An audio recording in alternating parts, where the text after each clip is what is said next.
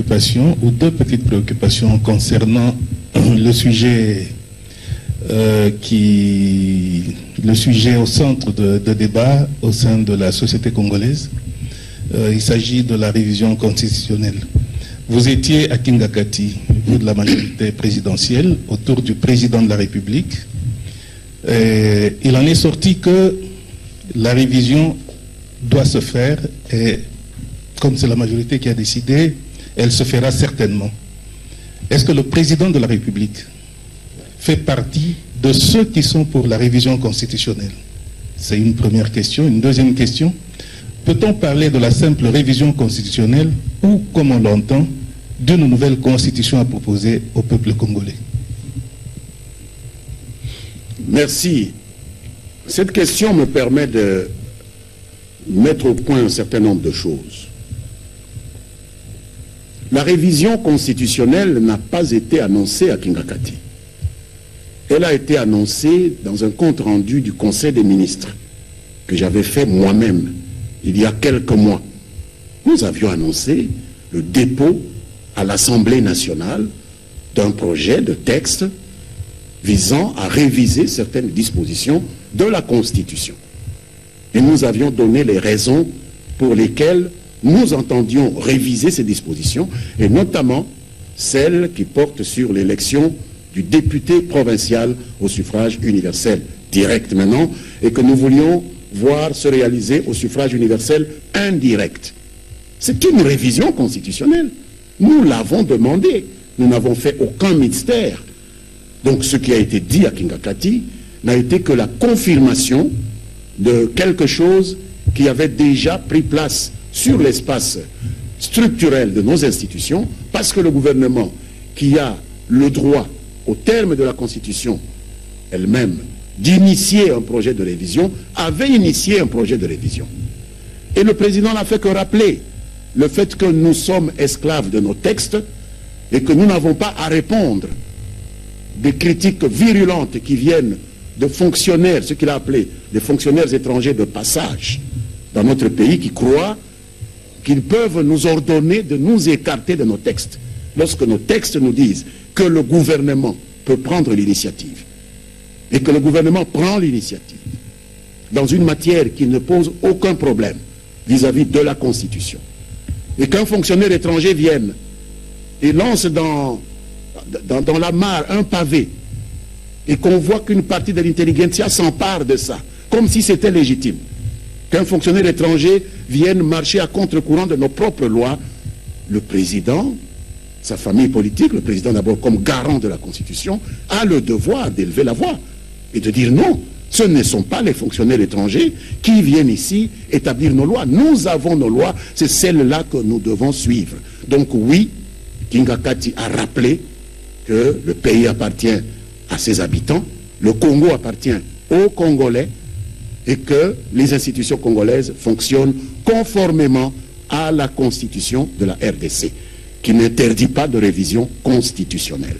Donc, peu importe que le président soit parmi ceux qui le veulent ou qui ne le veulent pas, dès lors qu'une institution qui a le pouvoir de le faire a pris cette initiative-là, nous sommes dans le droit et le président ne peut pas dire autre chose.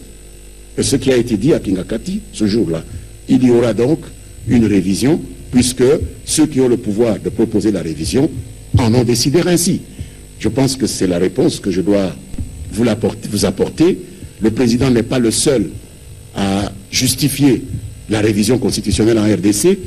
Tous ceux qui ont voté notre référendum, qui ont voté lors du référendum constitutionnel, qui a mis en vigueur la Constitution de 2006, tous les gens qui ont voté pour cette Constitution sont dans ce cas-là. C'est eux qui ont voulu que la révision de la Constitution soit la règle en RDC et les dispositions de l'article 220, l'exception. Donc on ne peut pas changer que la règle devienne l'exception et que l'exception devienne la règle. Non, la révision est la règle. Qu'on me dise une disposition qui dit le contraire, je vais me plier. Donc voilà ce qui a été dit. On ne s'est pas écarté d'une disposition constitutionnelle. Ce sont ces gens qui viennent notamment de l'étranger, qui veulent dérouter nos esprits 50 ans après l'indépendance, 54 ans après l'indépendance, nous avons les pieds suffisamment droits sur nos bottes pour pouvoir savoir ce que nous voulons, ce qui est bon pour nous, sans que des étrangers viennent nous transformer en laboratoire, où on peut faire une constitution et puis ne pas la respecter parce qu'un étranger vient froncer le sourcil. Ce n'est pas notre point de vue. Je vous remercie. Il y a une partie à laquelle vous n'avez pas répondu. La deuxième partie concernait quoi? Peut-on parler d'une révision constitutionnelle ou d'une nouvelle constitution à proposer au peuple congolais? Oui, je dois vous dire qu'il faut que les gens sachent prendre les choses telles qu'elles sont. Nous avons une initiative institutionnelle parlant de révision constitutionnelle. Puis nous avons les différentes réflexions qui sont faites contre, qui sont faites pour. Mais je pense que la révision sera celle que le peuple décidera dans l'urne, lorsque viendra le moment du référendum, si c'est un référendum, ou à travers ses représentants, si ça se passe au niveau des majorités qualifiées du Parlement, Assemblée nationale et Sénat. Mais avant cela, on ne peut pas prendre le commentaire d'une personnalité, d'une formation politique prise individuellement et l'opposer aux institutions que nous sommes.